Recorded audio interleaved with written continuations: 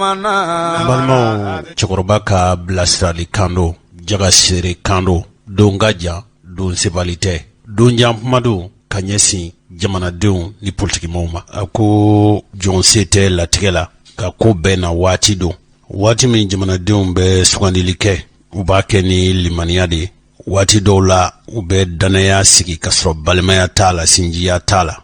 nga ni ube sugandiluke ube sugandiluke ka daw ka limaniya uka politiki mo uka ngania damatmele anuka juguya kiseble anuka kodombalia sabo abe ma nyana kafo be ma ni yorota abe ma nyana kafo be joro karaba abi ma nyana kafo nyemoya abi karaba ma fe ubi nyine fe min ko latike ka koroni atiye dambe jogo limania nunu nye nyoshiuye minu ni usroli ka gele politiki bunankun ka farafina haka jamali kono bara dunye fenye na tinye ibolo ika keni limania ye iki chesri nga ni dunin jigina domi ka dunin jigin ni wasaye fanga ye fenye muruni fanfla do tigero flado akan ka marani haklide korole mamnu nolu ye jamana dofo tigiw ye kodonaw hakilimaw ayira kafo mogo munun mba fo ife wala mogo munun mba fo ima kafo anasa inofe ni fanga frili bolo domi ibikrina nga jamana ina nante bila ko saya tunga fusani maloye o cebalew mbe ka dogoya anfe mali kono ya olu kera shudalew nye kaburu kono nana wala olu kera ma nyumo nye minu kile dogoya lendo politiki mo munu mba nkuna nu olu ye cebalew nye be tayini kesu de bu nofe wa kodon maliw wolu de senze nofe fanga yininina o joli joli be minu nya jira kafo bisa Amadu Tumani Ture no fe fangana o ma kelew fanga chena bulu watimi olu de kera agwemba uye o ma kelen joli joli be minu kelen do Ibrahim Boubacar Keita ka sambara asusa bagawye to minen damine bawye tekoji soli bawye na sogora uluna tiso ganiyo mo laje o joli joli be minu ni lebu jogo jugu jigila tige bloki be ukana wali warete ulata yiniko afoka yi sanchama kofe fanga sanchama o joli joli be munu ukali kanye kafo luye fandaunga hake yinimba uye tunyoni keleba ye ulu ye jamana joba ye ulu ye o chewnu muso munu mbe ni ulu hakila kafo ulu katayini tile bora ulu de tunganga ke mogoye be jite mogo munu ka furugo kono bashimugute mogo munu ka mpalangono olu de tunkanga ke mogoye bi minu ni kuma datu fe uti bisimila ma shi fe foda tu fe jigitu fe sabu nunu ye moye ma munu sigilendo jamana kono jamana minu no ye wali nyuma ndombaliya jamana ye lebu jamana ye usigimbe usin sabara kono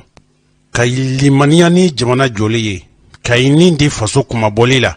kana jamana bla ma shi ye ode kanga ke politiki tabolo ye o ma joli joli bebi minun ko foralen do fanga marabaw kan nunu mbe ka nyini wala ka jira fanga marabaw la ka jira ka fo se bela jilindi bu bolo kasro ayera ka fo farafina fanga ye fogon duloki bade manyon fugulan banflado manyon fara banflado dien dongo do ni fien ba wulila abitana e barakolondo minu ni sanfien wulila dien dongo do aba kulungulun katani ayi nunum de ba jira fanga marabaw la ka fo se belab jilembu ye chamambe nulu fana be fanga ngwara dabaw fe wati chena ulu bolo jire tasoro boshira ulula ulu bora sumana ku do tlela nunum do forale no nyonga hakilna worete ula nine konete akafiri nine te akanadla kono forale mogo be ma ka nyonyani na wa o politiki ma joli joli be o dinenye ma joli joli be minu kembe kuka dambe ka jago tanyini ya sabuye ngani ya foite nununa fama ma fo akafi ulu kwa akafi fanga kwa akaje ulu kwa akaje madama ulu bu dahir mesro wati de sirasa bara waretu da fama mangutuliko no ulu koni tabisro malika firi jamana ka jashi ulu munun kera jamana buruja baw ye furuba jiginya jenimbaw ye jamana ba fani kiliche chebaw ye kongonfa nta toto efieu bara bela jilembi ke olu fe u dungɔmaw ka sigi faso burujabaw da ɲɔgɔn tɛ olu la misali tɛ olu la ninnu ye maa juguw de ye jamana bɔrɔtɔbaw u bɛɛ lajɛlen ye kɔ kelen jɛgɛw ye maa minnu u bɛ sɔn fɛn ma fɛn min jɛ man kan ka kɛ ni a ye fɛn minnu sɔnni man ka kɛ o ye n'olu ta kɔni bi sɔrɔ a fɔra a banna politiki bɛ maa kamana gan a bɛ maa jigi latigɛ a bɛ maa lafu ni miirila maa minnu nɔnsinama don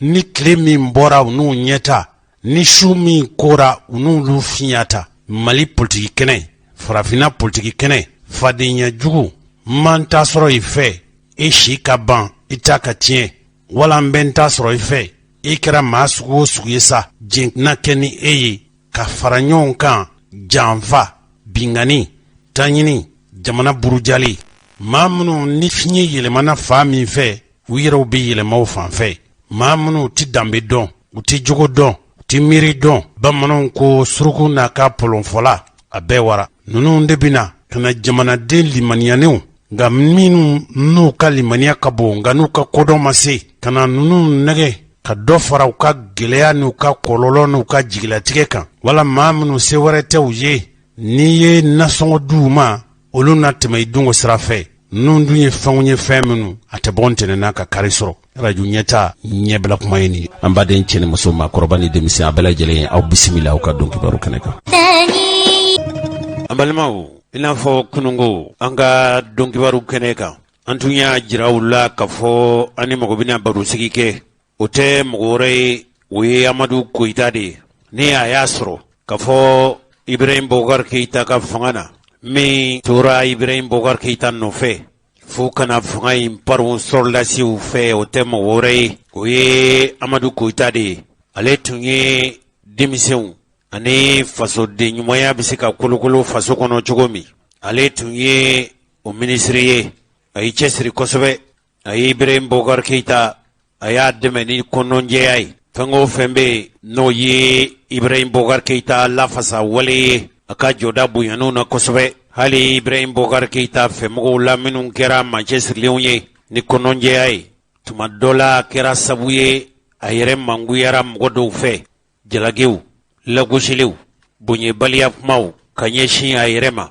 tuma dɔ la nɛnijugu yɛrɛ kɛra koyi nka nin si ma kɛ sabu ye min y'a to a ye ibrahim bokar keyita nɔ labila sabu ale tun limaniyanen don k'a fɔ a n'a ibrahim bokar keyita dɛmɛ fo a seko dan don kelen da kelen a m'a ka layidu ka ninnu bɔrɔtɔ ale yɛrɛ kɔni fɛ n'a ka barosigi dɔ senfɛ i ni mɔgɔ n'aw jɛra aw bɛ jɛ ni hɔrɔnya de i n'a fɔ bamananw b'a fɔ cogo min ni aw ye diji min ni jalaji nana aw k'o min ɲɔgɔn fɛ ale farala ibrahim bokar keyita nɔfɛmɔgɔw kan a yɛrɛ fara ibrahim bokar keyita kan don kelen da kelen ale yɛrɛ ma siga i bɛ k'a ka faso kanu na i bɛ k'a yɛrɛ fɛ ko jamana in bɛ ale ninkun de kan barosigi o barosigi kɛra tuma min na gɛlɛya bɛ ibrahim bokar keyita da la a sɔrɔla mɔgɔw la minnu ye i bɛ k'a ka fanga in lafasa ni dalu ye i bɛ k'a ye baara min kɛ san 5 tɛmɛnen fo ka se fanga in puruteli waati ma ale denmisɛn don min ɲɛ se kuma na a n'a hakiliw bɛ ɲɔgɔn fɛ tuma dɔ la kuma ninnu bɔlɔlɔ kuma fanga bonyana waati min a yɛrɛ y'i cɛsiri kosɛbɛ janvier kalo tile 31 san 2018 a nana kɛ ibrahim bokar keyita ka jamana marabaaw ka dantigɛlikɛla ye i bɛ k'a sigilen kɔfɛ kalo 6 fanga na tako 2nan in na ale yɛrɛ kɔni fɛ ibrahim bokar keyita a ye a seko ni a damajira kɛ ko faso danbe malidenw ka danbe janvier kalo tile 31 san 2018 amadu koyita sugandira i bɛ k'a fɛ janvier kalo tile 31 san 2018 a sugandira i bɛ k'a fɛ ka kɛ jamana marabaaw ka dantigɛlikɛla ye a yɛrɛ tɔgɔla tɔn de ye ko ps yelenkura fo ka taa i bɛ k'a ka fanga in parun don min a kɛra fanga lafasaba ye hali i bɛ k'a ka fanga ɲini san 2018 na a ye i seko ni damajira bɛɛ lajɛlen kɛ o de la dɔw ko i bɛ k'a ye mɔgɔ ye n'i y'a nɔrɔlen maa o maa la kɛlɛ i b'a sɔrɔ a ka danaya de b'i kan wa minnu bɛ yen n'olu y'a nɔfɛmɔgɔw ye ko mɔgɔ don mɔgɔ min ye baarakɛla ye wa mɔgɔ jagɛlɛn don n'a b'i nɔfɛ a tɛ tugu i nɔfɛ ni musalaka ye fiyewu nin jugu tɛ nin bɛɛ lajɛlen fɔkun ye fɛn min ye komi ale ye an ka mɔgɔ bisimilalen ye hali n'a tun y'a sɔrɔ k'a fɔ gɛlɛyaba tun bɛ Ibrahim Boubacar Keïta ka fanga da la, kana ani lakana ko sɔrɔdasiw u ka kɛlɛminɛn ko kɛlɛcɛw olu galabu fagali a yɛrɛ ko Ibrahim Boubacar Keïta a ye Mali sɔrɔdasiw sɔrɔ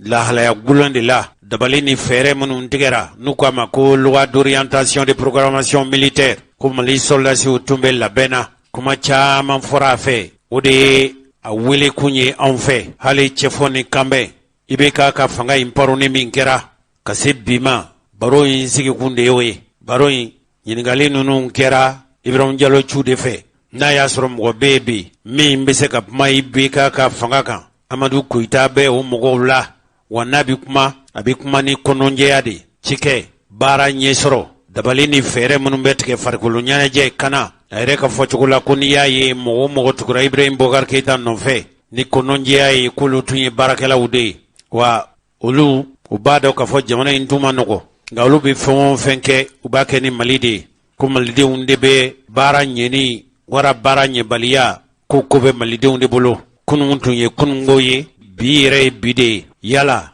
Amadu Koyita ka bɔ IBK fanga na ka se bi ma yala ale y'a ye cogo jumɛn an ka Amadu Koyita ka jaabi lamɛn Ibrahim Diallo Cu ale de kɛra ɲininkali kɛbaa ye. Amadu Koyita e ye bɛrɛbɛrɛ tɔn yelen kura ɲɛma ye n hakili la fana san 1991 jemu fanga o y'a sɔrɔ o école de Namado a ye wulikajɔ kɛ jemu fanga san 1991 wulikajɔ mun kɛra e ko a ma nagasi dɛ ka radio ɲɛta baarakɛlaw bɛɛ fɔ n'a ɲɛmɔgɔ ala lamɛnnikɛlaw ka dugawu kɛ ala kana ni basigi an ka jamana kɔnɔ ala kana ni bɛɛ an ka jamana kɔnɔ ala ka to an ka se ka tigɛ di ɲɔgɔn ma pour que maliyɛn bɛɛ ka se ka kunna wolo Mali ye n y'a fɔ cogo min na 1991 o y'a sɔrɔ an bɛ lycée la wulikajɔw kɛra pour que an ka jamana bɛna jamu fanga kɔnɔ cogo min na démocratie bɛ se ka da cogo min na liberté d'opinion bɛ se ka da cogo min na liberté d'expression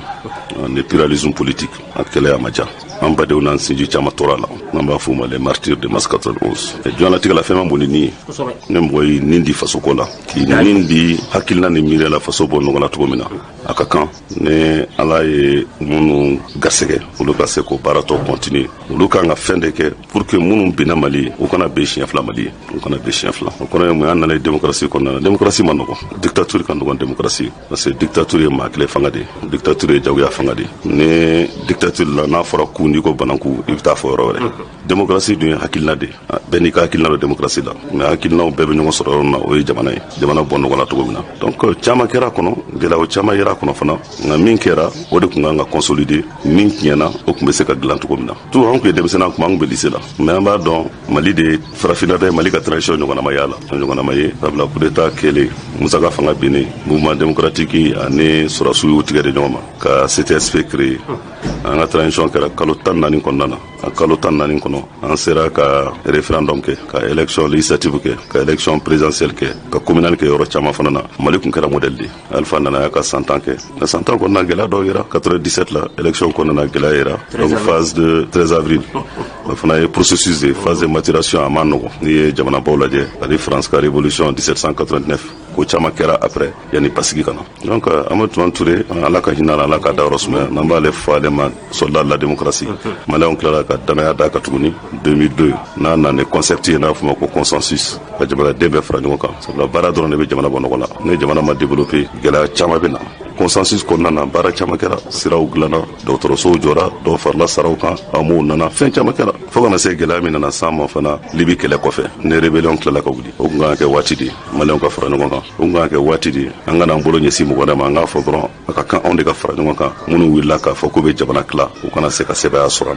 la n'o ka kɛ Amadu min kɛra faso jɔ Amadu ye Amadu min kɛra pont dilan Amadu ye dɔgɔtɔrɔso Amadu sira dilan Amadu césarienne Amadu Amadu min kɛra o ye Amadu a fɔra k'o de ye rebelle ye a fɔra ko Amadu Toumani Touré k'o de tun t'a fɛ ka fanga bila k'o yɛrɛ tun ye an ka sɔrɔsiw janfa bref nin bɛɛ y'an sɔrɔ o taara laban mun na o taara laban nimisari la o taara laban mun na o taara laban kumasulu la o taara laban mun na o taara laban gɛlɛya m'an ka jamana kɔnɔ bi sabula an bɛ gɛlɛya min kɔnɔ n'i ye coup d'état du 22 mars 2012 bɔ a la a tɔ bi dɛ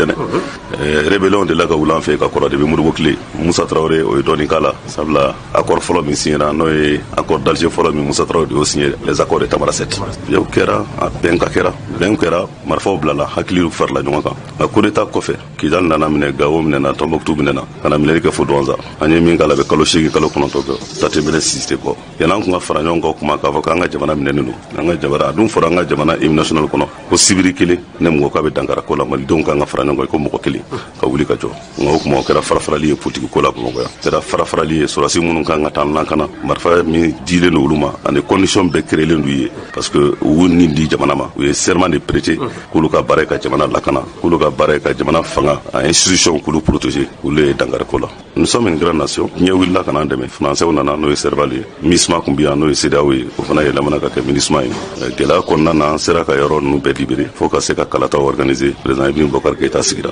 san 7 kɔnɔ a fana seko kɛra min a y'o kɛ a y'a seko kɛ kosɛbɛ nka ala kelen dɔrɔn de ka baara u b'a fɔ ko fili to y'o la jamana maraw ye e se mana kɛ min ye e b'o kɛ gɛlɛya mana ye yɔrɔ mun na min mana na e kɔfɛ o b'e ka acquis consolider fili yɛrɛ yɔrɔ min na k'o filiw bila n'an tora o fana kɔnɔna na diɲɛ b'an fɛ yan k'an dɛmɛ pour que an bɛ se ka insécurité kɛlɛ cogo min na sabula rébellion yɛlɛmana ka kɛ terrorisme ye gɛlɛya wɛrɛ nana min nana ali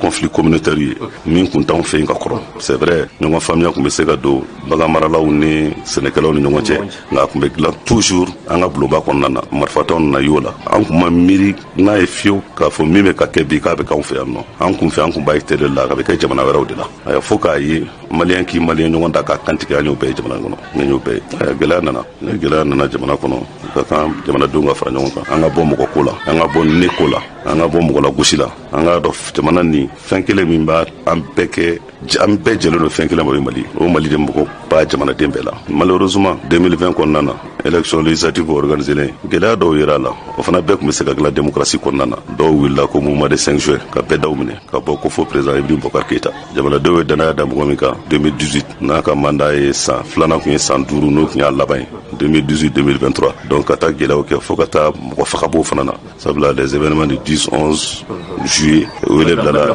Barilabugu misiri yan'o ka kɛ fɔlɔ wele bilala k'a fɔ ko manifestation pacifique k'o de kan ka kɛ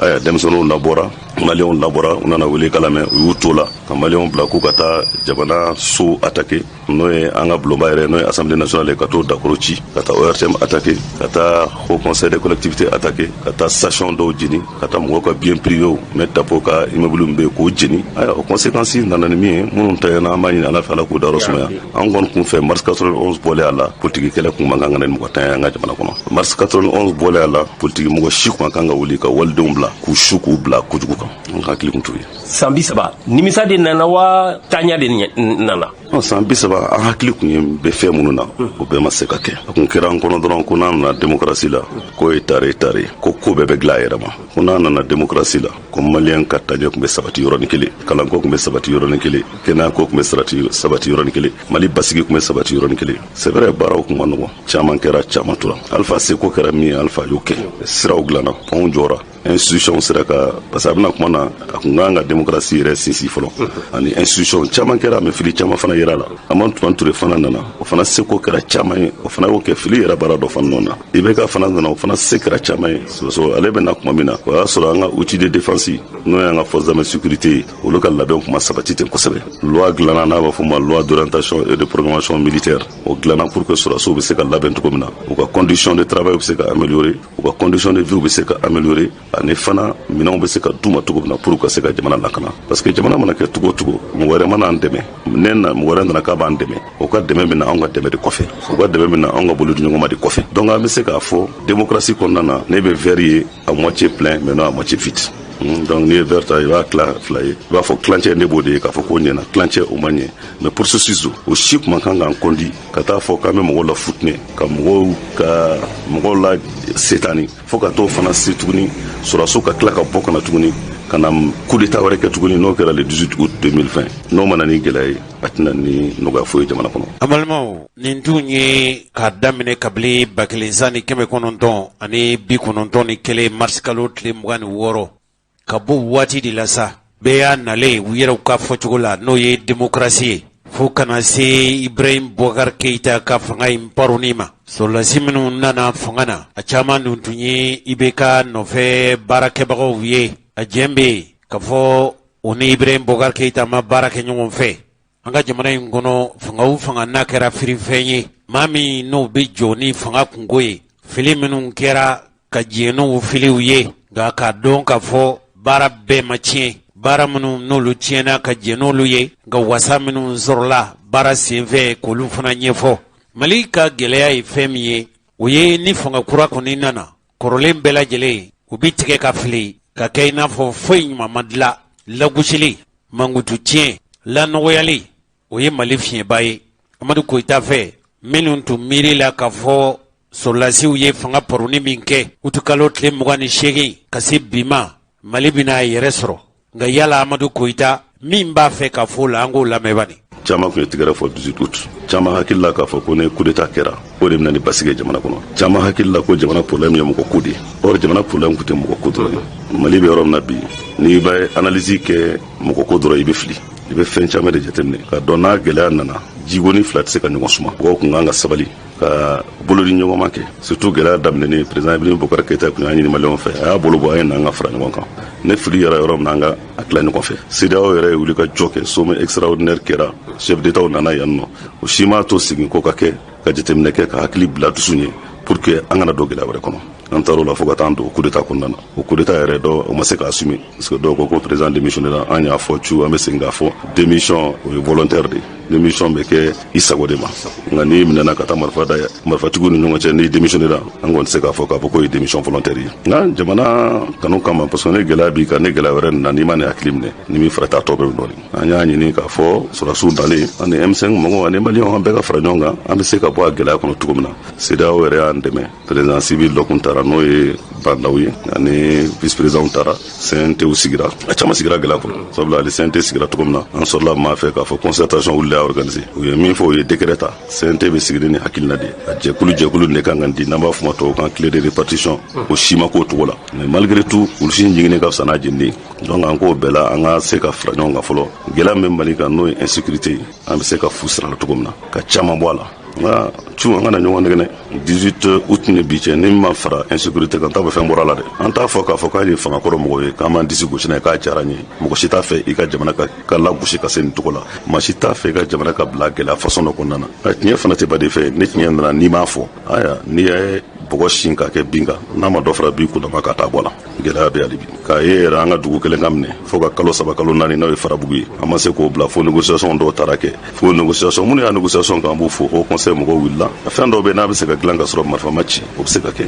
mais fo ka taa fɛn dɔw bɔ a kɔnɔ parce que an ye gouvernement mankan mɛn u ka ministre de conciliation CNT kɔnɔna na k'a fɔ k'u bɛnna fɛn bɛɛ kan fo sɔrɔsiw ka taa u bɛnna min fana kan o ye sariya bɛ se ka appliquer cogo min na ni mɔgɔ min sɔnna a ma an dun bɛ jamana min kɔnɔna na fɔra ko Mali ye kelen de ko Mali tɛ tila Mali intégrité maga tɛ se ka k'o la Mali fana ye république laïque de ye donc n'i ko sariya ka appliquer dɔ kan jamana dugu dɔ la o kɔrɔ ye laïcité an ka forme républicaine na laïcité y'o la gosi o kɛra a ma tɛmɛ kalo damadɔ kan an y'a ye ensemble ko dɔw ye suɲɛli kɛ suɲɛli ma ye n'i ye suɲɛli kɛ an bɛ sariya jamana de kɔnɔ i kan ka di juge de ma o ma kɛ o minɛna o bolow tigɛra dɔw yɛrɛ tilala ka kɛ ensemble tuguni o minɛna o bolow tigɛra ça veut dire qu'an ye fɛn dɔ de dayɛlɛ fo tɔw kana na bɔ dépend dɔ an y'o dayɛlɛ an y'a ye bi fana n'i ye jateminɛ kɛ n'a bɔra capitale régionale la les chefs lieux de cercle an ka laɲini tɛ parce que an fana ye politique mɔgɔw de an bɛ k'o ɲɛɲini de an ka mɔgɔw bɛ yɔrɔ min na k'a dɔn an b'a ɲini ala fɛ ala k'an ka sɔrɔsiw dɛmɛ hali bi an ka finitigiw dɛmɛ u bɛ se ka na lakana ye jamana kɔnɔ cogo min na u bɛ se ka na basigi ye jamana kɔnɔ cogo min na u bɛ se ka mɔgɔw lakana n'u ka bololafɛnw lakana cogo min na nka malheureusement n'i ye jateminɛ kɛ bi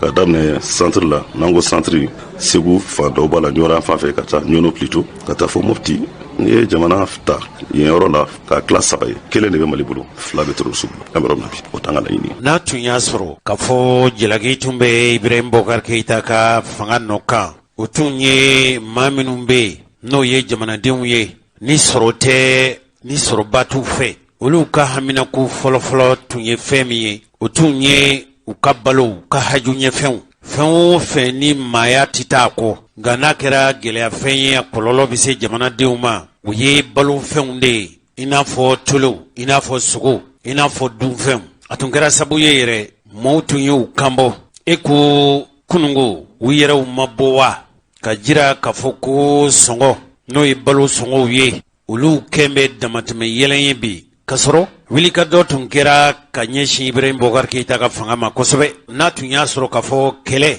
tun wulilen IBK nɔfɛ k'a ma se ka balo sɔngɔ jigi faso in kɔnɔ yan tiɲɛ don waati min a tun bɛ fanga na ne yɛrɛ ka ɲininkali sera ma kosɛbɛ kɛlɛ nga bidun jamanadenw haju bɛ se fɛn o fɛn ma nin bɛɛ sɔngɔ yɛlɛnnen don yala Amadu Koyita ale ye mun faamu u ko ninnu na an ka jaabi lamɛn. Gɛlɛya caman bɛ yen nɔ fanga bɛ mara pour que jamanadenw ka lafiya kɔnɔna na an ma deli ka min ɲɔgɔn ye an y'o fana ye ɲina n'i taara sugu la bi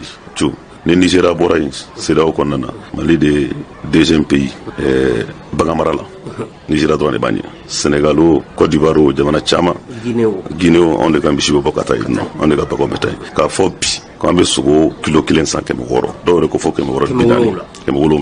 kuna sini dɔ ye ne wele nɛgɛjuru la ko Daluwa ko misisogo koloma bɛ 340 misi dun bɛ bɔ yan de ka taa yen a bɛ bɔ yan ka taa Laginɛ a bɛ bɔ yan ka taa Sénégal a b'a yira dɔrɔn k'a fɔ ko État ma jɔ a jɔyɔrɔ la n'a fɔra min bɛ bɔ anw yɛrɛ fɛ yen k'o don camion kɔnɔ ka to n'o ye kilomètre 900 kilomètre 1000 ka taxi dɔw sara k'o bɔ k'o feere ko sogo kilo ka da ka nɔgɔya o jamana kɔnɔ ka tɛmɛ anw kan an k'an ka yɛrɛ ɲininka de tulu 20 litres ta kɔri ma sɛnɛ salo bon nin bɛɛ État ko gɛlɛya bɛ na kucalakaw ye nin fɔ dɛ État de kan ka wuli k'i jɔ nin bɛɛ la jamana n'i bɛ jamana mara i t'a mara i yɛrɛ ye n'i bɛ jamana mara sabula jamana marali bɛ fɛn fila bolo fɔlɔ dun ka fa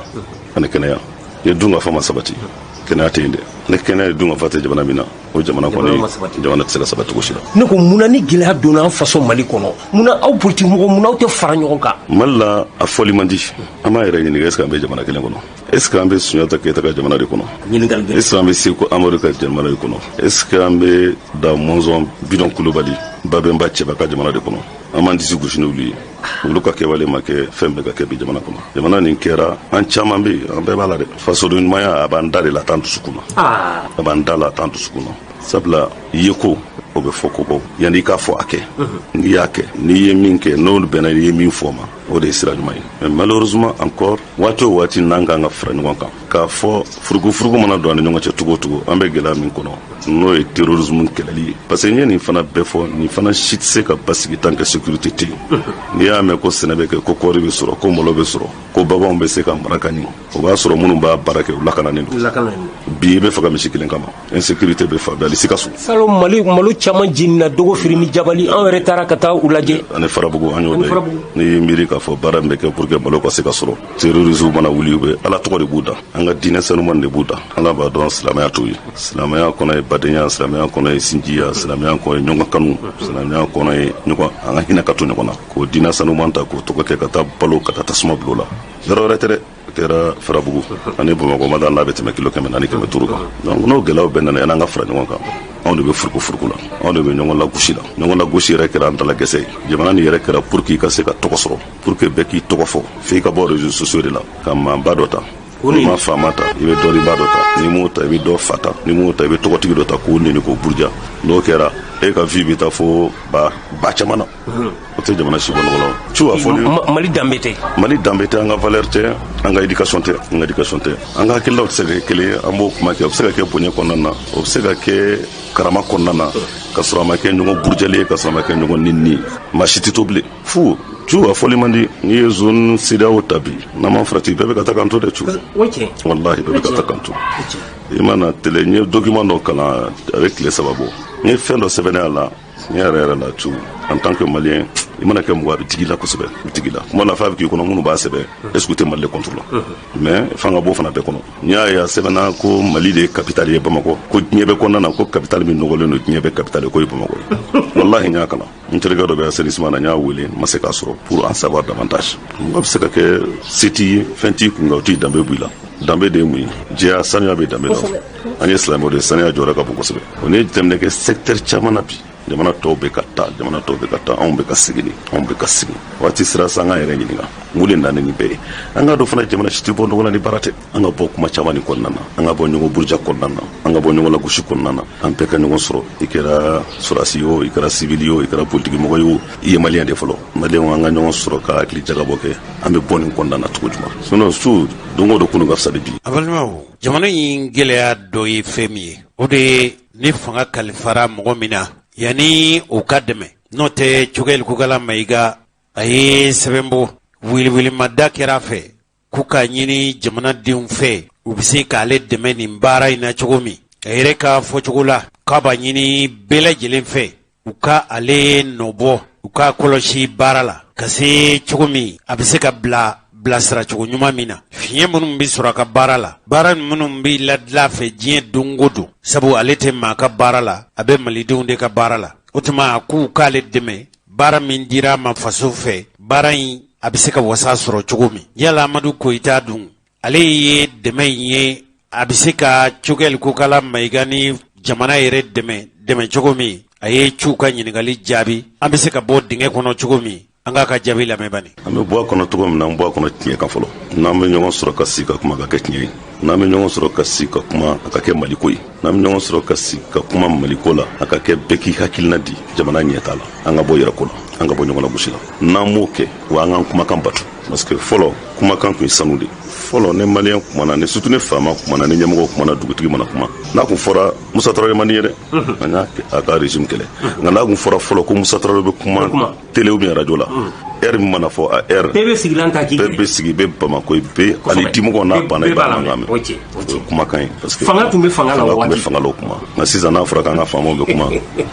hymne national yɛrɛ bɛ fɔ, hymne national bɛ fɔ, an bɛ bɔ ka taa. Donc an ka dɔn k'a fɔ jamanaba minnu bɛ yen bi, u si ma wuli k'u ka jamana jɔlen sɔrɔ, u ye baara de kɛ gɛlɛya kɔnɔna na. N'i ma fɛn o fɛn sini ɲɛsigi a bɛ gɛlɛya i bolo. An ka kumakanw batu, an ka Mali bila fɛn bɛɛ ɲɛfɛ sanfɛ. Hali waati lajɛ gɛlɛya min nana kɔsa in na, yan'o cɛ coup d'état kɔfɛ anw ye coup d'état kɔnɔna, Mali bɛ mɔgɔ sanfɛ. Sabula an kɔni an bɛɛ bɛ tɛmɛ, Mali de bɛ to yen, c'est le Mali éternel, fo ni Ala yɛrɛ y'a décidé don min na. An k'a dɔn Mali min b'an bolo an ta tɛ, a kalifalen don an na bi. Ne kɔrɔ m'a to an ta tɛ sini, saya n'a to sini an ta tɛ. Yanni kɔrɔ ni saya ka s'an ma an bɛ se ka mun de kɛ pour que an denw an n'an mɔdenw Mali min dira ma an bɛ se k'o d'olu ma quand même. U kana se ka sanu sɔrɔ a kɔnɔ, u kana se ka wari sɔrɔ a kɔnɔ, u ka se ka basigi kɔnɔ sɔrɔ, u bɛ da ka wuli sɔgɔmada fɛ k'a sɔrɔ u ni lakalani don ka ɲɛ. An bɛ ka dɛsɛ o yɔrɔ la bi. Ni gouvernement min sigira kɔsɛ dɔn événement kɔfɛ cour constitutionnelle kɛlen k'a ka arrêt kɛ, an ko an ye républicains ye, an ye démocrates ye. En arrêt an b'a to juristes ni historiens ka a interpréter sini pour l'histoire. Na Mali mɔgɔ bɛ basigi la bi. Donc an ko cour constitutionnelle ka arrêt comme a b'an ka constitution kɔnɔna na, an yɛrɛ bɛ yɔrɔ min na bi constitution bɛ yen, charte bɛ yen. Nin bɛɛ b'a ye ne ma nin ye diɲɛ fan si de Mali tɛ. I bɛ diɲɛ bɛɛ ta. N ma deli k'a ye jamana si la k'a fɔ ko jamana kelen kɔnɔna na ko sera sunba fila bɛ yen. Parce que ni o de ye o. A bɛ fɔ kuma dɔ la ni charte yɔrɔ dɔ bɛ yen nɔ constitution tɛ se ka fɛn yɔrɔ min na charte b'o dafa. Bref, ni coup d'état kun kɛra on devait assumer le coup d'état, suspendre la constitution. Ne Maliens bɛ ɲɔgɔn sɔrɔ ka constitution kura dilan ou bien jamana kura bɛ taa cogo min na. An tor'o de kɔnɔna na kɔnɔ tɛ wara tɛ. K'a fɔ charte kuma dɔ yɛrɛ kɛra charte kun bɛ constitution sanfɛ. Heureusement que cour suprême ko non constitution bɛ charte sanfɛ. An b'o kɔnɔ. An tor'o la président kura sigilen o prestation kɛra on dit on prend acte. An b'a ɲini Ala fɛ Ala k'a ɲɛ u bolo. Sabula n'a ɲɛna olu bolo a bɛ ɲɛ Mali de bolo. An ko anw ka fanga kun bɛ dankari kɛra anw ka fanga la. Ale marifa ma kan ka dankari k'an ka fanga la. Ani bɛɛda kɔnɔna ka bɔ ka bɛɛ daminɛ ko ka fanga ɲini n'o ye. N'o kɛra misali o tɛ misali ɲuman ye. O mana kɛ jamana o jamana na basigi t'o jamana na. Stabilité politique n'o tɛ yen basigi tɛ se ka na. Hali n'a tun y'a sɔrɔ kɛ u tun welela u dun ma wele o n'a ta bɛɛ yala hakilina jumɛn bɛ Amadu Koyita fɛ komi a yɛrɛ ta kelen na a bɛ politiki kulu de la yala olu ka hakilinata nin ye jumɛn ye jamana in a bɛ se k'a yɛrɛ sɔrɔ cogo min komi ma wele jamana marakulu sigira olu ni ma don a la o n'a ta bɛɛ i b'a sɔrɔ hakilina dɔ b'u fɛ an ka Amadu Koyita lamɛn. Nka komi a kɛra kojugu da kɛbali a kɛlen kɔfɛ an bɛ se ka mun de kɛ pour que ka ɲɛ. Ayiwa kɔfɛ wele bilala ma an ka parti ani an ka jɛkulu n'o ye EPM ye ani jɛkulu caman parce que an fana ka laɲini kɛra min an ko bon ni gɛlɛya bɛɛ nani an suspendra ka bɔ CEDEAO la an suspendra ka bɔ Union africaine na an suspendra ka bɔ francophonie na CEDEAO dun créera anw de fɛ yan Union africaine Modibo Keyita Ala ka hinɛ la jɔyɔrɔ bonyana création na kosɛbɛ bon an ka suspend ka bɔ bɛɛ la an ka fɛn bɛɛ kɛ pour que an bɛ se ka sugu la cogo min na an ka bɔ an ka jamana ka kɛ bolokɔni tapaseri ye o tɛ se ka kɛ ni Maliens ma fara ɲɔgɔn kan tiɲɛ kan an ko an b'a ɲini transition bɛ nalen a ka kɛ transition apaisée n'o ye bamanankan na transition camancɛ fanga basigilen a ka kɛ transition réussie n'o ye camancɛ fanga min kɛ kunnawolo ye a ka kɛ fana transition inclusive ni consensuelle ye a ka kɛ bɛnkan kan a n'a ka kɛ bɛɛ k'i yɛrɛ sɔrɔ a la kana an ka laɲini ye an tun ye plateforme dɔ yɛrɛ sigi an y'o anw EPM ani PARENA ani ADEMA ani ASMA ani PDSI an tun ye ɲɔgɔn sɔrɔ k'a fɔ an b'an bolo fara ɲɔgɔn kan pour que an bɛ se ka transition dɛmɛ n'o hakilina ye o senfɛ premier ministre min kan ka taa n'a taara finalement n'o ye M5 premier ministre a ye wele bila an ka mɔgɔw ma k'a b'a fɛ an ka ɲɔgɔn ye k'o hakilina ye bɛɛ ka fara ɲɔgɔn kan sabula coup d'état filanan kɔfɛ le 24 mai vice président ye wele bila force politiques ma les forces sociales de façon force vive de la nation de façon générale an ye ɲɔgɔn sɔrɔ kuluba yen nɔ u y'a kɛ min kama o fɔra hakilina kura min bɛ nalen o fɔra a fɔra an y'o dɔw ko primature bɛ di M5 ma a dɔw caman yɛrɛ kun ko a ko man kan mais an bɛɛ ye Maliens de même si a caman ye sira sun de ta sabula u bɔra ka bɛɛda de ta a caman kun kɛra candidat élection présidentielle moi tɛmɛ 1% kan wa ne segin kɛra kan ko élection ka kɛ jɛlenya la fana o tɛ se ka tɛmɛ 1% kan comme u b'a dɔn ne fanga bɛ taa jɛmu fanga kɔnɔna na kalata de kɔnɔna na peut-être olu tɛna o yɔrɔ sɔrɔ donc ka mɔgɔw la futinɛ ɲɛni ka nɔgɔn ni ɲɛni ye ka mɔgɔw la futinɛ ka mɔgɔw la setani k'u labɔ fo ka taa se jolibɔ ma n'o kɛra dɔrɔn o b'a to bon bref an t'o ɲini ala fɛ an t'a ɲini ala fɛ ala k'a kɛ n'an k'an ka fanga t'o sira de fɛ an t'o ɲini ala ta fɛ an b'a fɛ fanga o fanga n'o bɛ kalifa na ko jamana fanga a ka kɛ jamanadenw ka choix ye jamanadenw ka n t'a dɔn n bɛna fɔ cogo min na bolo ɲɛsi danaya kɔnɔna na sabula a fɔra an ka sirasuba kɔnɔna na ko souveraineté bɛ peuple de bolo a b'a exercer à travers ses représentants o bɛ kɛ kalata de senfɛ e mɔgɔ m'o sɔrɔ la fo ka taa mɔgɔ labɔ an b'o gɛlɛya kɔnɔ an b'o bɔ an wel'o la k'a fɔ ko laɲini kɛra an ko bon n'a danna an yɛrɛ ma komi coup d'état kɛra anw na anw tɛ don a la an b'a ɲini u fɛ ka to a la yen nɔ an bɛ duwawu k'i ye n'a ɲɛna an b'u dɛmɛ n'u filila sira la an bɛ u lasɔmi pour que u ka bɔ sira jugu kan mais an ye réunion kɛ EPM yɛrɛ kɔnɔna na an ka parti min b'a kɔnɔ parti 34 de kun don parti 3 bɔra la 131 de don ADEMA bɔra a kɔnɔ ASFAMA bɔra a kɔnɔ ani APR bɔra a kɔnɔ sinon a tɔ bɛɛ tora yen nɔ ale EPM yɛrɛ mɔgɔw ko hakili kɛra décret signé kɔfɛ a tilala k'an ka mɔgɔw de sɔrɔ tuguni o gouvernement nana sigi n'i ye CVW minɛ ne gɛlɛya yera kɔnɔna na k'a fɔ aw tun b'a fɛ an bɛɛ ka fara ɲɔgɔn kan bɛɛ ka don a la nka gɛlɛya nana aw kɔni regroupement kɔni aw ye CV de an tɛna se ka don a la bonya bɛ manden bonya ma bɛ sigi manden hali ka téléphone ta k'an ka président wele n'o ye Téléta ye monsieur le président an ye entretien kɛ an kɔni tun b'a fɛ aw ka regroupement ka don gouvernement na nka gouvernement ta y'a yira m'an permettre an ka se k'o kɛ donc an bɛ min ɲini aw fɛ a ka an dɛmɛ an ka se o bɛɛ ka fisa n'o tun kɛra o bɛɛ b'a yira k'a fɔ an bonyana donc Mali ko don yɛrɛ ko tɛ an tɔɔrɔ de la fo lisi gouvernement taara bɔ aw ka mɔgɔ t'a la an ka mɔgɔ si t'a la a gouvernement kɛra jɔn ye sɔrɔsiw ka mɔgɔw sɔrɔsiw yɛrɛw M5 RF mɔgɔw ani société civile mɔgɔ kelen bɛ mɔgɔ fila donc an b'a ɲini ala fɛ ala ka to a ka ɲɛ bolo nka nin tɛ yɔrɔ fanga an ka fara ɲɔgɔn kan nin to o sabati i y'a laɲini parce que Mukutari tun y'a kan na a ka gouvernement de la o de la an y'an kanto an ko nous espérons que a tɛna kɛ opération de communication de ka na k'an bɔ télé la an ka mɔgɔw bɔ télé la n'o bɔra télé la k'a fɔ k'a bɛ ka bɛɛ fara ɲɔgɔn kan o bɔlen nous met devant le fait accompli Mukutari y'o kan na ale fana tun ye CV 3 ɲini taara ka gouvernement sigi an ka mɔgɔ kelen tun t'a la a m'an wele fana k'an fɔ an ye an ko non bon comme ale tɛ politique mɔgɔ ye Choguel ye politique mɔgɔ ye au moins n'a tɛna se a b'an wele kɔni k'a fɔ an ye Mali nin y'an bɛɛ de ta ye o ma kɛ gouvernement min sigi maliyɛnw de sigira cɛw ni musow an b'a ɲini fɛ ala k'u dɛmɛ ala ka to ka se ka fanga min kalifalo la nin waati gɛlɛn nin kɔnɔna na ala ka fanga tali d'u ma nka u k'a dɔn kumakan n'i y'a bɔ i da hɔrɔn n'i kumana a kan ka labato n'i y'a labato sini i bɛ kɛ tamasere ye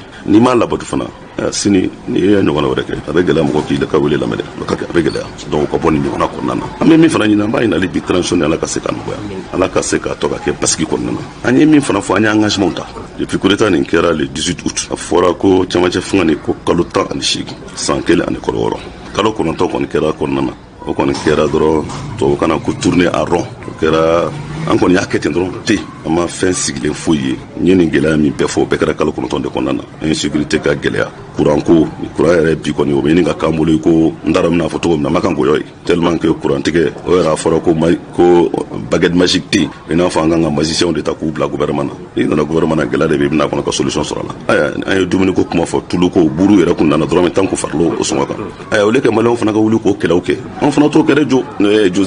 a tɔgɔ yɛrɛ de tu an t'o kɛ dɛ n y'o de fɔ n ko Mali la an ka kɛlɛ ye mun ye ni président au fond de souveraineté an bɛ kɛlɛ kɛ o de nɔfɛ o bɛ min sɔrɔ ka dɔ b'o la ne Mali yɛrɛ tɛ ne ma jamana si ye diɲɛ kɔnɔ président ka sara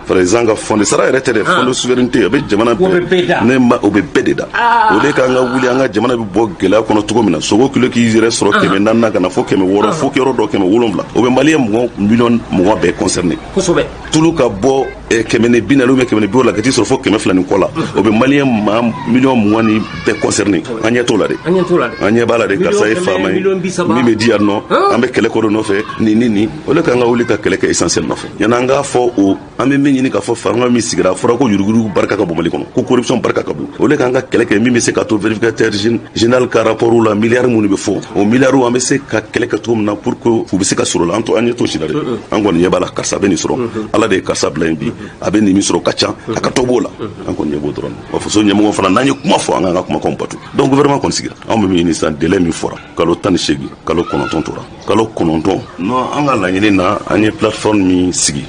o ye an bɛɛ ka ɲɔgɔn ye l'ensemble des forces de la nation kalo kɔnɔntɔn min tora an ye engagement de ta vis-à-vis du peuple malien an ye engagement de ta vis-à-vis de la communauté internationale diɲɛ kɛn bɛ bi so fitinin de quoi jamana si tɛ se ka balo replier sur soi-même fo n'i kɛra Corée du Nord yɛrɛ ale olu yɛrɛ ils sont en coopération avec la Chine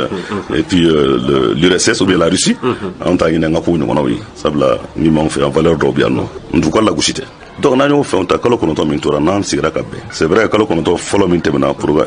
calendrier dɔ kun programmera n'o ye élection dɔw kan ka kɛ référendum communal législatif présidentiel ni législatif plutôt couplé olu kun kan ka kɛ mais comme gɛlɛya dɔw yera an bɛ se ka sigi a la kalo kɔnɔntɔn min tora an bɛ se ka mun de kɛ an bɛ se ka kalata jumɛn organiser an ka prioritéw prioriser n'an bɛnn'o kan a ka ca Ala fɛ a ka fisa aya dɔw fana dala gɛsɛ ye mun ye ko maa bɛ kalata ko kuma fɔ kan to insécurité kɔnɔna na dɔw fana bɛ ko fɔ bi fanga de bɛ insécurité kɛlɛ o fanga ka di ka tɛmɛ fanga légitime kan o tɛ yen nɔ minnu bɛ yen nɔ bi coup d'état nanu ye u ko k'u b'a ɲini kalo 18 kɔnɔna ka tila kɔnɔntɔn tɛmɛna kɔnɔntɔn min tora n'an y'a baara daminɛ bi sisan nɔ a ka ca Ala fɛ n'an bɛnna ko kan an kɔni parti socialiste an hakili ye min ye bi an bɛ se ka segin cogo min na à la normalité constitutionnelle o ye mun ye an ka élection présidentielle baara daminɛ depuis sisan nɔ an k'o organiser au moins ni président légitime nana il sera toujours un président de transition au moins il est élu par le peuple tu sais États-Unis u bɛ guerre de sécession na kuma min na ne président ka mandat banna u bɛ fɛn bɛɛ kɛ ka kɛlɛ jɔ ka élection organiser fɔlɔ ka légitimité di président ma parce que peuple de bɛ danaya d'a kan pour que a ka se ka kɛlɛ continuer ayi anw fana dɔw b'a la dɔw ta ye hakilina ɲumanw b'a fɔ dɔw fana ta ye olu y'a sɔrɔ nɔgɔya la olu taara bɛɛ da kɔnɔna na dɔw yɛrɛ sɔrɔ CNT la dɔw yɛrɛ sɔrɔ gouvernement na olu kɔni b'a fɛ o min y'a to yɛrɛ sɔrɔ yen nɔ Mali kɔni côté dɛ a ka se ka prolonger dɔrɔn pour que olu ka to a kɔnɔna na dɔw ta o Mali côté dɛ sabula u tɛ se k'a fɔ n ye k'a fɔ ko n'an ye transition prolongée d'1 mois de 2 mois d'1 an de 2 ans de 3 ans k'a fɔ ko n'o kɛra ko insécurité banna u tɛ se k'o fɔ an ye Niger y'a ka élection présidentielle organisée yɔrɔ min na Burkina y'a ka élection présidentielle organisée yɔrɔ min na Syrie Bachar el-Assad élection présidentielle organisée jamana yɛrɛ tɛ yen Afghanistan an t'a ɲini Ala fɛ ko ɲɔgɔnna élection kɛra yen nɔ Irak an t'a ɲini Ala fɛ élection kɛra yen nɔ fanga ka sigi jamanadenw bolo o de ye élection ye an bɛ bɛn a kan gɛlɛya bɛ yen n'an bɛnna a kan élection présidentielle circonscription électorale kelen de n'an bɛnna a kan gɛlɛya bɛ yɔrɔ min na kalata bɛ se ka kɛ yɔrɔ min na a bɛ kɛ yen gɛlɛya bɛ yɔrɔ minnu na ne président sigira a bɛ fɛɛrɛw sigi pour que yɔrɔ bɛ se ka minɛ cogo min na ka taa an kelen ma gɛlɛya dɔn koyi Angola ye gɛlɛya kɛ 25 ans o ma bali o y'a sɔrɔ ni tun ye Angola tila 2 ye 3 ye fila tun bɛ Jonas Savimbi bolo 200 ma bali o élection kɛ pour que ka légitimité sɔrɔ fo bi nɔgɔya nana yen nɔ donc an ka taa élection na an ka bɛn fana dɔw ko organiser les élections ko ka créer a kuma fɔra depuis denni na an ka sigi ka kuma élection dɔ bɛna organiser organique de don wa est ce que n'an y'a créer sisan nɔ a b'an permettre an ka se ka délai respecter pour que élection n'o tɛ an bɛ CENI de renforcer wa an bɛ CENI bɔ dɔrɔn k'a fɔ ko a bɛ élection observer dɔrɔn wa an bɛ dɔ fara CENI ka fanga ou bien an b'a to administration territoriale de bolo wa n kɔni bɛ min dɔn an ka jamana n m'a fɔ n ko gɛlɛya ma ye élection fan dɔw la a mana kɛ cogo cogo États-Unis min ye première puissance du monde min ka démocratie ka bon ni bɛɛ ta ye o ka élection présidentielle la gɛlɛya kɛra fo président sortant n taara n'a ye exemple de ta M5 mɔgɔw kan a y'a ka mɔgɔw bila ka taa Capitole attaquer mais minnu y'o kɛ olu bɛ ka minɛ dɛ an fana ka mɔgɔw ko M5 mɔgɔw ko n'u nana ko le théorie de 10-11 juillet k'o bɛ ɲɛɲini ani minnu fana ye mɔgɔw bila ka taa an ka bâtiment kari u k'olu fana ɲɛɲini minnu y'o appel kɛ parce que dɔw ko désobéissance civile tile kelen ma deli k'a fɔ ko violence désobéissance civile bɔra jɔn na a bɔra Mamadi Gandi de la o ye mun ye jamana nin kɛra on se reconnaît pas dans ça an b'a fɔ jamanadenw ye a kana taa baarayɔrɔ la bɛɛ ka sigi ka so maintenant ni jamanadenw b'i kɔ a ma se k'u jagoya e ka taa baarayɔrɔ la k'u bali ka baara kɛ a ma fɔ i k'a fɔ k'i ka taa siraw tigɛ a fɔra ye jamanadenw ye aw kana kɛ aw kana gabakuru fili aw kana mɔgɔ jogin aw kana baga mɔgɔ ma nka a y'a fɔ an tigɛra kɔ fɛn na an t'a la bilen ale y'o de kɛ o de ye désobéissance civile ye nka an ka désobéissance civile kɛra ka taa gabakuru da sira la an ka désobéissance civile kɛra ka taa assemblée ci bon minnu fana bɛɛ y'o kɛ n b'a ɲini Choguel fɛ comme premier ministre la bi ale de ko k'u bɛna enquête k'o bɛɛ kan olu fana bɛɛ ɲini olu fana bɛɛ jɔ kojugu tɛ bɔ jamana na kan vraiment an kɔni an b'o de kan an ka laɲini Ala k'a to transition de bɛ ɲɛ cogo min na tu o y'an ka laɲini ye a bɛ kɛ basi kɔnɔ cogo min na kun ka cɛ a kalo 18 a bɛ taa bɛn mois min ma kun ka cɛw la programme dɔ kun fɔra ko élection kan ka kɛ minnu bɛɛ fɔra an tɛ se k'o bɛɛ kɛ mais an ka ɲɔgɔn ye ko to ɲɔgɔn na o bɛ karata mun bɛ si la maliyɛnw bɛɛ ka sigi an ka kuma n'an kumana Mali ni an bɛɛ de ta ye Mali tɛ mɔgɔ Ala de ta ye fɛn bɛɛ ye dɔw b'a la ko transition ka prolonger u yɛrɛ ko la Ala de b'o bɛɛ dɔn e b'a fɔ bi Ala de don Ala fɛn b'i la min t'i ta ye min Ala ta ye maintenant n'i y'a kɛ Mali ko la n'i y'a kɛ Mali ɲɛta kama i bɛ bɔ schéma personnel kɔnɔna na n'o tɛ n'i ko insécurité dɔ farala kan aw de ye fanga ta depuis les 18 ans o ye jɔn na ye o t'aw de na ye wa maintenant n'o fɔra ko k'a prolonger a kalifala mun na kalo 18 kɔnɔna na n'i ma se ka min kɛ kalo 18 kɔnɔna i tɛ se k'o kɛ san 18 kɔnɔna na o kɔrɔ ni kalo 18 dafara aw ma se k'a kɛ aw bɛɛ kan ka taga bɔ yen de mɔgɔ kuraw kana mun bɛ se amalmaw an sera ka min sɔrɔ Amadu Koyita bolo o tun ye nin ye ni Ala ye sini dɔn kibaru jirana an bɛna maa min ka baro sigi o ye Madame Si Kajatu So ye ale fana ɲinigara kunnafoni ɲinibaw fɛ olu ka fanga in taabolo la cɛkɔrɔba ni musokɔrɔbaw nin bɛɛ lajɛlen dabakun ye fɛn min ye o de aw kana kɛ fankelen kuma lamɛnbaw ye maa minnu bɛ kibaruya lase aw ma n'olu kɛra mɔgɔ kɔnɔjɛlenw ye u tɛ foyi dabiri aw ye u b'a bɛɛ da lɛfɛ kɔnɔ ka jɛnsɛn aw ye mɔgɔ hakilimaw de ye Mali a ma jujɔnw bɛ nin ye mɔgɔ ye mɔgɔ min maa bɛ se ka fɔ Ibrahim Bokar Keita ka kalo 8 fangasigi hali n'a ma bɛɛ sɔrɔ san 8 fangasigi hali n'a ma bɛɛ sɔrɔ sabu IBK ka fanga a jujɔn ale tun bɛ Sumaila Sise de fɛ a yɛrɛ jalaki caman tun t'a waati ka se IBK ma nka laban a nana kɛ Ibrahim Bokar Keita dɛmɛba ye fo ka se fanga in paruni ma o sɔrɔdasiw fɛ o sɔrɔdasi minnu tun ye IBK fɛmɔgɔw ye a sɔrɔdasi joli joli bɛ yen n'i ye jakɔrɔw lajɛ n'i ye IBK nɔfɛ taamakɛbagaw lajɛ i b'a sɔrɔ ni IBK bɛ ɲɔgɔn fɛ don nata ninnu na don dɔ IBK bɛna ɲininka o minnu ye i ka fanga in baro n'u nana ni kuma ye fɛn caman fɔr'u fɛ o tuma yala o tuma olu m'i bilasira de wa i m'u labɛn de wa e dun n'u ye mun kɛ ɲɔgɔn fɛ f'u laban u y'i janfa wala u ye fanga paro n'i y'a ye k'a fɔ Mali in bɛ gɛlɛya la bi a ju jɔnna lakana ani kana sabatilibaliya de fɛ o de ye jumɛn ye kɛrɛnkɛrɛnniyana min ye Jene mara ye an t'a fɔ Mopti mara sa sabu kɔrɔnfɛla kɛlɛ bannen kɔfɛ tuma min na Professeur Jɔnkunda Traoré ye wele bila François Hollande ma u ye nin de fɔ dɛ nka tiɲɛ yɛrɛ la a nazarakanw bɛ yen ko François Hollande kana Mali kumabɔ nka a ye pereperelatigɛ di a tun ko a waati ko Mali mago bɛ dɛmɛ min na o ye sanakɛlɛ kulun sanakɛlɛ minɛnw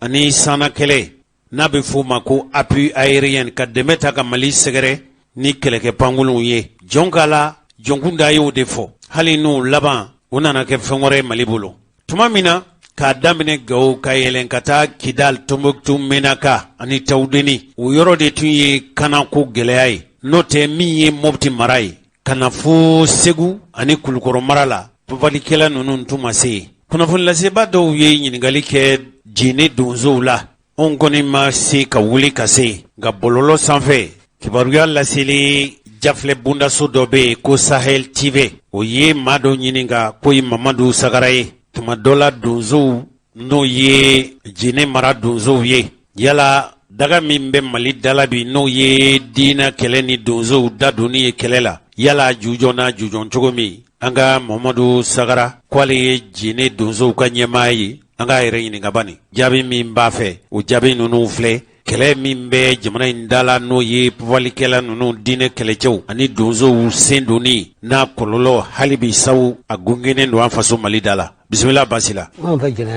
n fɛ yan nɔ i bɛ taa ka segin k'i bɛ waaju saraka bɛ bɔ su ani i bɛ taa ka segin k'i bɛ waaju kɛ. À environ 16 km de la ville de Djenné se tenait une assemblée générale des chasseurs traditionnels. Sur place, nous n'avons pas eu de difficulté à les approcher. Leur chef accepte de nous retracer l'origine du conflit.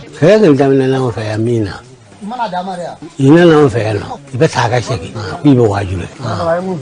waaju kɛ ma k'an bila ɲɔgɔn yɔrɔ la i bɛ bɛna don misiri de la an ko an ka misiri kɛnɛ i ka don an ka misiri la n'i sera sabara ye o t'anw fɛ dɛ anw b'a dɔn o tɛ diinɛ dɔ ye aw nana diinɛ de sɔrɔ anw fɛ yan anw bɛ wolola an ka diinɛ sɔrɔ yan anw fɛ jɛnɛ maa tɛ ka diinɛ lulu ka nafa anw ye jɛnɛ yan ba diinɛ nana ni jɛnɛ a mɛnna ko kami kɛra tile don san 1000 ani san 500 kɔrɔ bi a daminɛ la ten saka anw kalifa de ye a donna an sigilen fajiri fɛ ina na ka na an ka dugu k'olu i bɛna an ka dugu ci an yɛrɛ ko bisimila n'an na ko a bɛna an ka dugu ci an ko tɛ ka dijɛna an ka dugu cili an na wuli k'an dɔn n'a kɛla min ye a tɛ dogo o tuma an ka jamana in bɛɛ wuli n'an ka na yɔrɔ min na sɔrɔdasi minnu bɛɛ kɔ a kɔnɔ o nana o ma se ka kɛ an yɛrɛ ka denmisɛnw y'i labɛn ka bɔ an ka mɔgɔw ye tuma min na i yɛrɛ sira ni mɔgɔ min ne taa k'u bɛna lɔgɔ ɲini i b'e minɛ n'i ko bɛ taa sɛnɛ kɛ i ka foro la nin fana ye donso ɲɛmɔgɔ dɔ ye Frankan b'ale fɛ i b'e minɛ funfulɔ ye mun minɛ dɔw bɛ se ka su 2 k'i bolo dɔw bɛ se ka su 1 k'i bolo i b'i bila kosɛbɛ n'i nana min minɛ an t'o ye o ko fana u bila yɛrɛ ma anw yɛrɛ ye ɲɔgɔn wele ka sigi ka kuma a kan nin ko min dabɔ nin ye n tɛ kosɛbɛ ayi an kuman'o kan min na on ya ka je kuli isikatu kana fanya tu kwanga ekole so anga datu anga ka madrasa so ani bulo hona kalai kuma ekole so ko kini fe to buta kwani na amma bo konna ani wote ka be ni wo ko minga ke o kake ni ko mi tinake o tinake ni anga moy ekole kala ina kana metro so ibe metro ni ndike on ya wa ka siti datu aya o ko kenne sa wode masika be ima ngudo so be mi foro ina anga du dame ya an wula kando an yi gwe do kibina de mana ye wulu kumbe kam guti wona mo ko fla tolola mo ko sabab desira an kam ta wulu no kala de mo wala kay itagabo kan waso do dal ma yasira kam an labna kam gudo na to anya me senge fu 18 am guti on gina kana kala kin damyati akadi akako on nya me dimashi fu da be dimashi wala dongo do am guti dongo da ma mashudu o betame nan nyon ya aya fo kana ke an kana ke kawun sigi ni wula dugu min kama nanya maku bi amati takabwe inana ye don shoka tiene fanga bwe na ika wulu yere nana amma ka fa anga benke bo o benga mi ambo kuno no kama ga mugudu an fe yambi o ya ani yere ka benga ni gonga to tore yero ko sisa anga mugudu an kani fa ikana fa an kani ka daba mine ikana nga daba mine anyi mugudu jowo kan hadi siyan ba kuma nyo fa telefon na an bi do ibando ningoni ye donzo de ninchei nima filini ntogo de ko Amadou Jara ale donzo kuntigi mugore ko nimise ka fo jine dugu kono na basigi be gaminye jine maratoi ina fo kwakuru ene kungo kwakuru mimbe go be masina sirala kwakuru bozo obe kanali dala bozo kan jelena kukiri note kukiri bozo be kwakuru koni uye bozo dugu de ale be jine marala ningu nunu ni ya sege radio beta fosan andi kulubali ya foye ka fo modo keme ku yere ke donzo fini mbula hali ni ogo sagu nunu lajege kuma min tumbe fo abe fo de ka fo donzo de be ninke kokuru mi ni okibaru ya bandabi ale be jine marala chedo be chei logol karamodo ga abin na fulu barake no ye Orange Money ale de shuina modo fe ni franje nunu ngono komi ale be Orange Money barake ale klinte ni bagan yeri bolo imaye kunungo anga dongibaru keneka abi fo minu mako jiadesu oluko kolu ni donzo tumbena nyono marala ka fo bagan minu menena ko bagan nunu misegi nabe donzo do bolo kokuru ninjai abora de jine abita uka dugula komi ale be Orange Money barake na folo mi mbabolo de do yere de yu ka donzo fini do ku yere ke donzo e anye mi me ka chenzo nya katanai allo mbalmoso ne ba e to edi to ajara aw ye kibaru ya soro sisa ka fo e chetumboto do jene ka be taw fe ko donzo do ya mine yala e bise ka nyefo anyewa awo me se ka do nyefo bismillah akon bora jene nyawili Cesar wati awo atoka ya madu poeta nyawili Cesar wati wela ga kinya na bora awo akwa ga kinya na bora babi na sirala awo ay ne ko nyawili wala kana te 19 ma awo nukala ka wele tuguni telefoni sunina amata san wani ba soro ngadi sirala ngona di moto ka te telefoni ta awo o ko fe 19 disu be ka se bema awo nya wele ko na telefoni masone tuguni fo ka se ambi bila do mena defini le set awo kabli ni ngalo nkle wolonfla awo defini ni ngalo nkle wolonfla fo ka se bima imi cheki ba ya soro make bara soro la telefoni ti do awo ni ko ni ben nyina na ne yara wulla kata anye ne fa wulla kata anye fo anga do so ko tigi do nyina awo atoko yoro awo yoro jamu ito do awo ne to de do yoro ngon ta jamu da be soro le me ngon ta jamu do che gafsa aw ka dugu jumai aw be ko akuru de wa wala aw be jenedi ay anti ko akuru andi ko akuru kere fe ani ko akuru cha ti teme kilometri segu be ko non to nyonka adugu to ko manga do yere ba fo mo awo ni ti fo an mo ko wuli ka ta fo wodo so ko tigi nyena awo akwa ma ko nanyanga mo ko ye odo na ma yere abana akwa ni mo ko mi kwa ba ni ka sa dana ko tigi bi to ala awo nere wo ko ni fora tido nya kana awo ulu makuma nya wi kuma ndo go kwa afa bi na nyenyi awo le flash te mena ngoni an ma jaabi sɔrɔ an tilala ka ɲininkali kɛ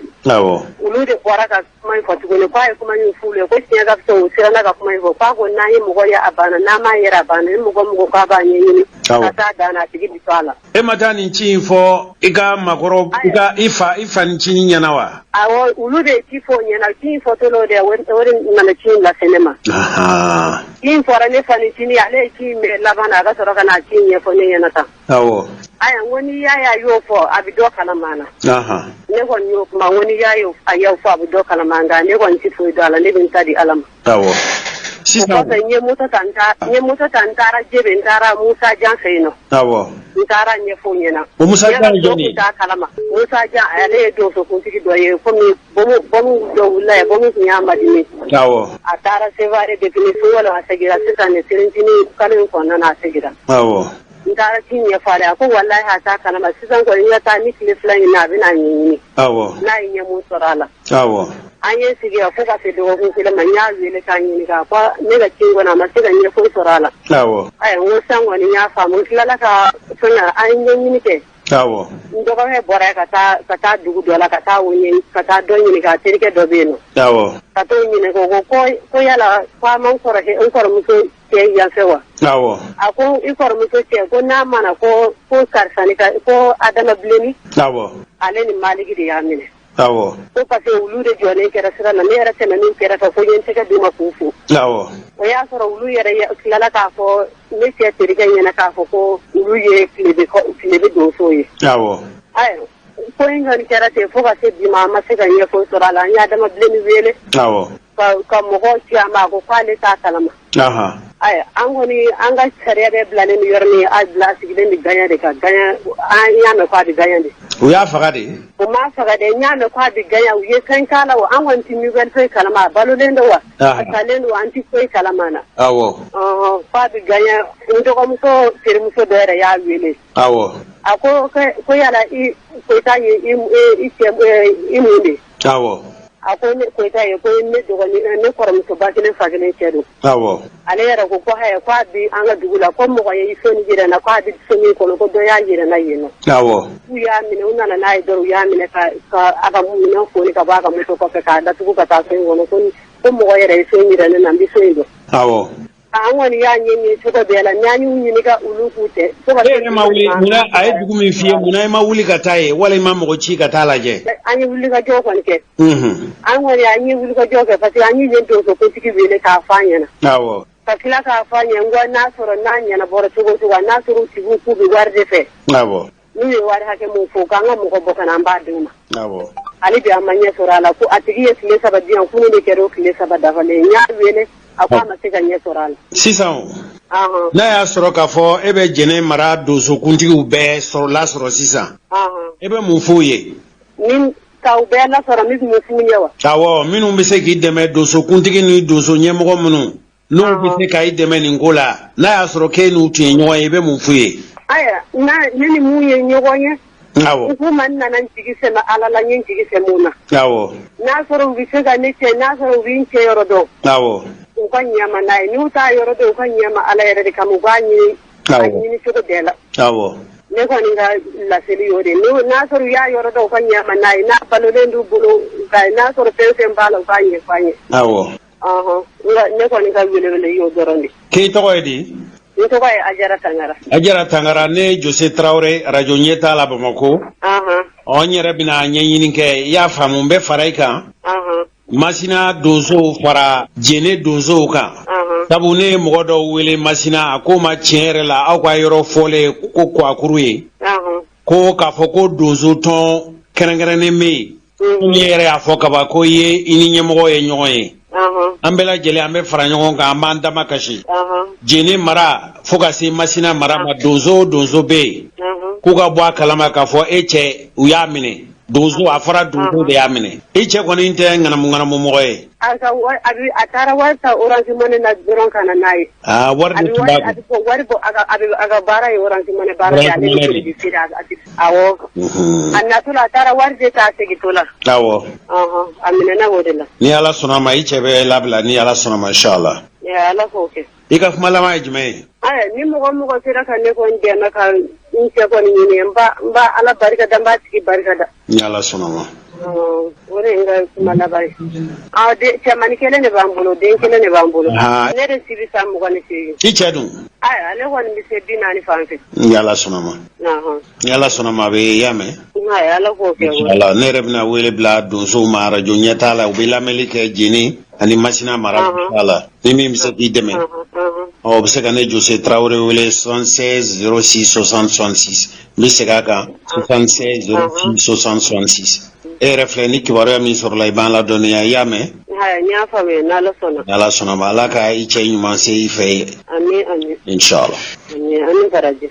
an balimamuso ye ni ala sɔnna ma Jeni donsokuntigiw an bɛna lajɛ don min n'an sera k'u sɔrɔ aw minnu bɛ n'aw ye radio ɲɛtaa lamɛnbaaw ye Jeni mara la aw k'a fɔ u ka donsokuntigi ye n'o ye Amadu Jora ko Jose Traoré mago b'a la wa n'u m'u kɔlɔsi tɔgɔ laban bɛna tiɲɛ n'a fɔra k'a fɔ olu yɛrɛw ka fɔcogo la ko olu ye marifa ta k'u ka dugu ni dugudenw lakana nka n'a fɔra k'a fɔ mɔgɔ ko nafolo b'e fɛ ko i bɛ yaala dugu ni dugu cɛ ko donso kelenw olu de bɛ taa bin i kan ni ala ma fara i kan o b'i fa i bolola nafolo nɔfɛ kibaruya in tun bɛ fɔ ne ye yala o tuma donsow laban de don na janfala wa olu bɛ bin jamanadenw kan wa kuma nin sigana fɔra ne ye k'a yira k'a fɔ yɔrɔ dɔw yɛrɛ bɛ yen u b'a fɔ mɔgɔ minnu ma ko papalikɛlaw a kɛra i n'a fɔ dugumɔgɔw bɛ da o mɔgɔw la ka sago donsow kan n'u ma sabali n'u ma farati bɛɛ u tɔgɔ bɛ tiɲɛ tuma dɔ la an limaniyalen don k'a fɔ an balimakɛ in dabali ni fɛɛrɛ natigɛ Jeni Kwakuru hali Mali donsow kɛ Mali donsow n'a y'a sɔrɔ k'aw bɛ nin kibaruya in kalama k'aw bɛ mɔgɔ dɔn Jeni mara la ani Kwakuru mara la sabu an balimakɛ yɛrɛ kumana sisan kunnafonilasela dɔw taara ka taa ɲininka a yɛrɛ kumana sisan aw y'ale ka kumakan mɛn an bɛ limaniya k'a fɔ dabali ni fɛɛrɛ bɛɛ lajɛlen bɛ tigɛ min b'a to an balimakɛ in a bɛ segin ka taa ka denbaya la cogo min inshallah an balimaw kunnafoni kuncɛla bisa aw hakili b'a la k'a fɔ n'i sera Sebenikɔrɔ bɔlɔnjan min bɛ yen n'u k'a ma ko sɛti sirafara yanni ka don échangeur fɔlɔ jukɔrɔ u kɛlen don ka banamini min kɛ n'i bɛ yɛlɛ o sanfɛ ka sira tigɛ yanni ka se fɔlɔfɔlɔ ma i kinibolo fɛ o bɔlɔnjan bɛ yen o bɔlɔnjan in bolibaw a kɛlen don bolo jigilatigɛ ye sabu ji kɛmɛ ka sira bɛɛ lajɛlen tigɛ an tɛna fɛn wɛrɛ fɔ o sira in tigɛli tuma dɔ la a turu tun taara ka da baramuso u ka baarakɛyɔrɔ min bɛ kuluju seleke fɛ k'olu ka baarakɛyɔrɔ ji k'o de kɛmɛ ka siraw tigɛ anw ka sɛgɛsɛgɛli tun bɔra kan a nana ye k'a fɔ olu ye dabali ni fɛɛrɛw tigɛ min b'a to ka ji kɔlɔlɔ fanga kana bonya wala ji kɔlɔlɔ kana se siraba kan nka a nana ye a tɛ dabila jɔn k'a la ne yɛrɛ kɔni taara n y'a ye ne m'a fɔ k'a fɔ tuma dɔ la ko baramuso ka ji tun tɛ bɔ ka sira tigɛ nka du o du bɛ yen n'o tɛnkunnen don siraba la mɔɔw ka wuluwulu de tun bɛ bɔ o ji de bɛna woyo sa ka na sira tigɛ ala ni mɔgɔ hakilimaw diinɛ ɲɛmɔgɔw b'a la maa hakilimaw b'a la musokuntigiw b'a la denmisɛnkuntigiw b'a la u wulila ka se Burama Dumbiya baramuso ɲɛmɔgɔba ma u b'a fɛ ka sira in dilan laɲini fɔlɔfɔlɔ ye fɛn min ye n'a ma ɲɛ k'a fɔ ji kɔni bɛ woyo fo boli sira ka sɔrɔ tɛmɛ sira ka sɔrɔ ji la n'o ye fosse ye o baaraw de tun daminɛ o tun bɛ ka kɛ juma tɛmɛnen Amadu Gindo ale tun y'an ka ciden ye a ye seereya minnu sɔrɔ ka bɔ yen o seereya ninnu filɛ kuma tɛ kuma jan ye ne ta ye foli de maa fɛn fɛn bɛ kɛnɛ in kan ka daminɛ maire la maire n'a jɛɲɔgɔnw dugutigilakaw quartier ɲɛmaaw aw fɛn fɛn bɛ kɛnɛ kan ka aw bɛɛ fo ka foli kɛrɛnkɛrɛn lase Burama ma Burama n'a bɛ ɲɔgɔn dɔn a bɛ san 15 ɲɔgɔnna bɔ an ka commune nin kɔnɔ a jɔyɔrɔ ye min ye bɛɛ bɛ dɔ dɔn a la ale ka tɛmɛ nin sira in fɛ ka kɛ sababu ye ka nin baara in bila sen kan a ma balan na an bɛ dugawu de kɛ baara in a daminɛna ni hɛrɛ min ala k'a kuncɛ ni hɛrɛ ye ala ka baara in ka tɛmɛ ko ɲuman yira an bɛɛ kɛnɛ na n dalen b'a la fɛnɛ maire y'a fɔ cogoya min na a fɛnɛ b'a seko kɛ pour que chômage ko solution ka sɔrɔ la baara ka se ka daminɛ joona ni caniveau dilanna secteur 7 sira in kan sisan a bɛ n'a tɔ nɔgɔya a tɔ ye pavé ko ye a tɔ ye fo goudron ko ye ka anw to mairie la an tun y'a ɲini ka sira in dilan nka ala ma kita la an ta kɛra tuma o tuma an b'a gratter an b'a a fɛsɛfɛsɛ cogoya dɔ la mais a dilanni lakika kɔni o de daminɛtɔ filɛ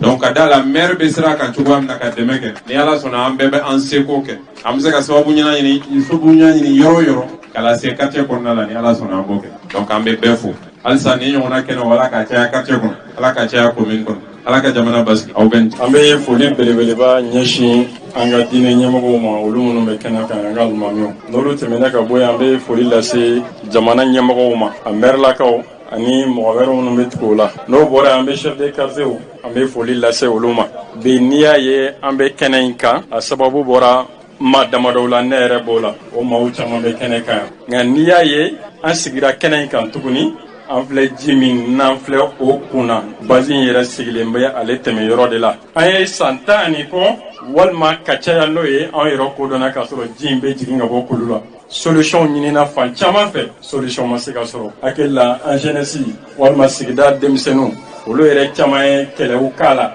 an tilala ka sigikafɔ kɛ ka bɛn kɛ o la o bɛɛ n'a ta an ye mun hakili sɔrɔ ka fara an faw kan ka fara ayiwa an ka alimamiw kan an b'a ye k'a fɔ fɛn fɛn n'i bɛ fɛ a ka taa ɲɛfɛ i ti kɛlɛ ka daminɛ la donc o hakili ɲuman bɔra an falakaw la k'o kumaw don an tulo la depuis an fitinin ma an k'a lajɛ ni fɛn min ni bɛn ma o dilan kɛlɛ tɛ se k'o dilan dɛ o la an wulila ka se an ka ɲɛmɔgɔ dɔ ma n'o ye komini den dɔ ye n'o ye burama dunbiya ye n ko bɔn n'a sɔrɔ an bɛ mankanba in na ta est-ce que an t'a lajɛ ka taa burama sɔrɔ yen wa n ko ni maa minnu bɛ fɛ ka an ka nin baara in kɛ joona ne b'a fɛ olu ka fara an kan o la madame le maire Samaja a bɛ kɛnɛ kan sori fana b'o la n'o ye monsieur le maire ye ka fara an ka quartier cɛkɔrɔba dɔw kan ani an grand frère Manden Saka an y'a initiative ta ne yɛrɛ bilala o ɲɛ burama danw ma ko a bɛ taa ji in yɛrɛ de lajɛ kuma na surunya bolo ma n'a fɔ madame le maire bɔra k'a fɔ o la alhamdulilayi n'an filɛ nin o kɛnɛ kan bi o ye kunnawoloba ye an kɔni an ye révérend tɔgɔ la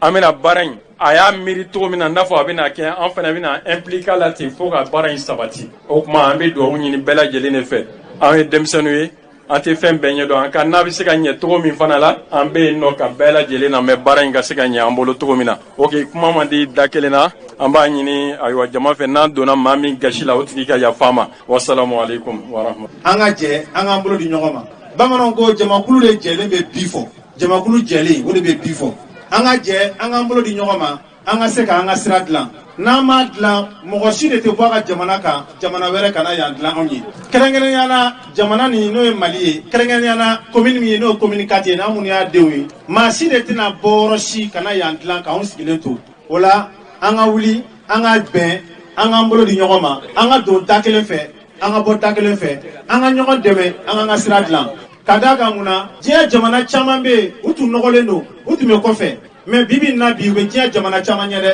o dɔ ye Rwanda ye Rwanda ne yɛrɛ taara fo Rwanda ka taa Kigali fo ka capitale la k'u ka jamana bɛɛ yala n y'a ye k'a fɔ u ka jamana tun bɛ kɔfɛ guerre tun y'u bɛɛ mɔgɔ caman faga u ka jamana tun nɔgɔlen don munna bi u ka jamana bɛ Afrique jamana bɛɛ kan bi saniya la parce que président de nalen a y'a fɔ ko an bɛɛ kɛ yafa ɲɔgɔn ma a ko jamanadenw an bɛɛ kɛ yafa ɲɔgɔn ma an bɛɛ kɛ ɲɔgɔn minɛ an k'an tɛgɛ di ɲɔgɔn ma an ka jɛ an k'an ka jamana ni an ka jɔ an ka jɛ an ka jamana ni saniya